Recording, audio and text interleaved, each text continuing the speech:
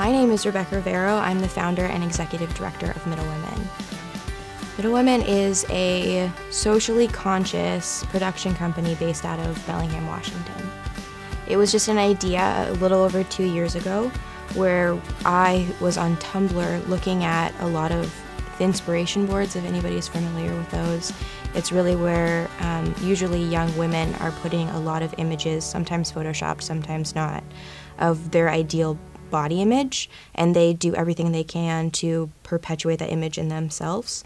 And I thought that if we could produce other content that was kind of counterculture to those things, we might be able to make people pretty happy. Middle Women's mission statement is to cultivate self-esteem and promote positive body image. A lot of the ideas of what we're trying to teach with Middle Women really come from my own stories of disordered eating and depression and just kind of growing up and realizing that unfortunately my story is not very unique and a lot of people can relate to the things that I went through, and I'm really hoping that with the work that we're doing we can kind of just start making people a little bit happier, making growing up a little bit easier.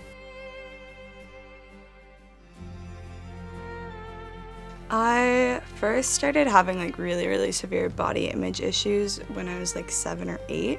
Like I'd come home from school every day and like go to my mom and just be like, I'm really fat, I'm really fat, like all my friends are really skinny and I'm really fat, and she like definitely like didn't know how to like how do you deal with that? I would say it was probably my freshman year of high school, so around 14. When it all started, I guess I didn't really know, I didn't really have a purpose, I didn't really have like a goal in mind when it all started. I think that it was more of a control issue.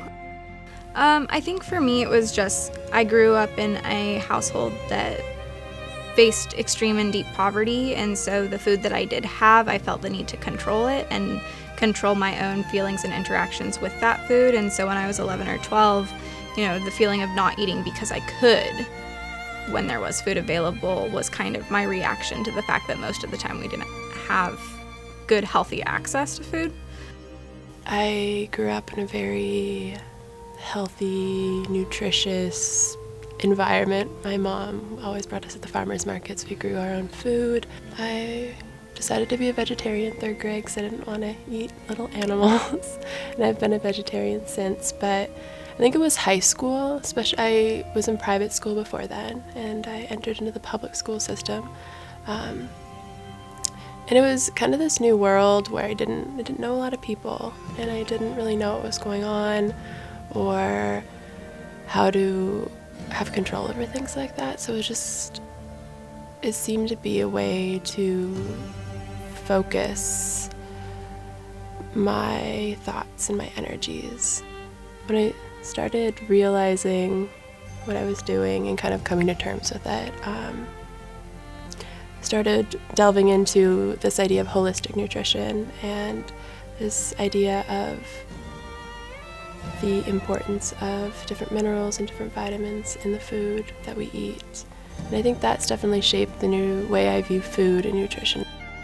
My recovery process was abnormally fast. Like usually it takes about like 3 to 5 to 10 years depending on like how bad your habits are, and some people never get out of it, and I don't think I'm completely out of it, but you know, I'm not dying and I'm not throwing up, and it's just kind of in my mind now. There's a lot of crap out there that tells people how to continue their eating disorder, like pro-Ana stuff and tricks around your doctor so they can't tell that you're losing weight and all this stuff, and so that I feel like everything's really working against people with eating disorders, and so sometimes I feel like that's the only way, but you can't keep it a secret. You need to reach out to people.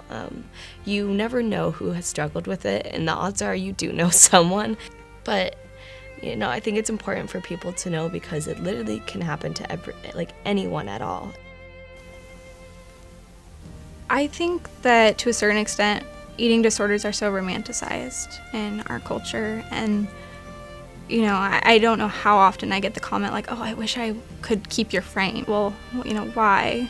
And so it's everyone's striving for this certain image, and it's so ingrained in us that we don't even think about what we're saying when it comes to someone's weight or someone's body type or someone's experiences. And I think that there just needs to be more of a conversation happening about how harmful some of those sentiments can be, and that words do have power and words do have impact. And so to balance out all of the negative stuff that is just constant, I feel like there has to be that other side of, speaking your truth, and by speaking your truth also raising awareness for your experiences and the experiences of others like you or that have experienced something completely different.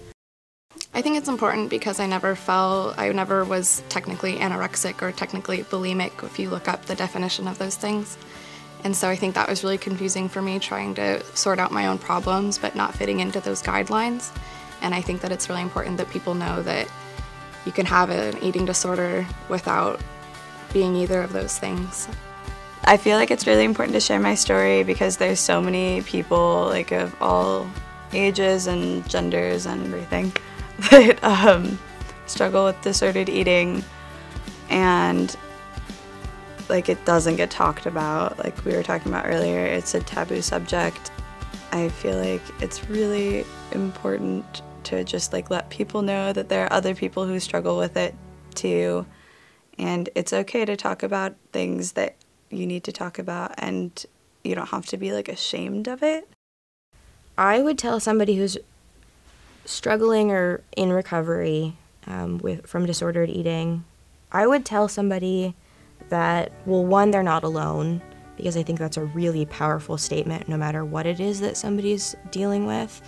I would also say that I understand that the only thing that's harder than being in an eating disorder or struggling with any part of the spectrum is taking that first step to recovery.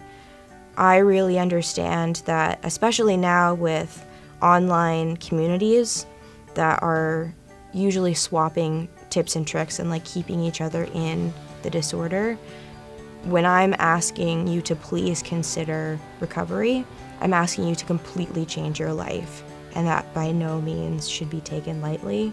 I'm asking you to change what you're thinking about, what you're doing, your habits, your friends, the websites that you're on, the things that you're looking at, the way you're communicating, the way that you feel, everything, absolutely everything, because I know that disordered eating is all-consuming. It kind of flavors your entire life. It's the lens that you're looking at for everything. So I understand the gravity of the request to recover, and I also know that you can.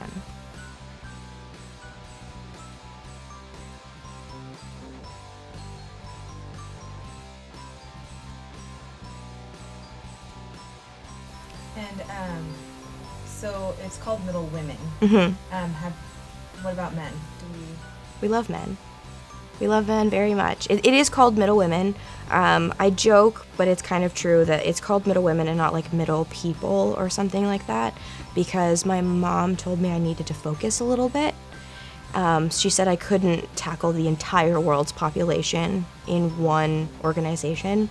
So I specifically chose to start focused on women because I am a woman and I thought that I would be able to be more relatable. As far as men go, I believed at the time when I first started it, and I've just grown more adamant that whether it's the work that we're doing under the feminist label or whatever work that we're doing with any label, everyone needs to be built up at the same time.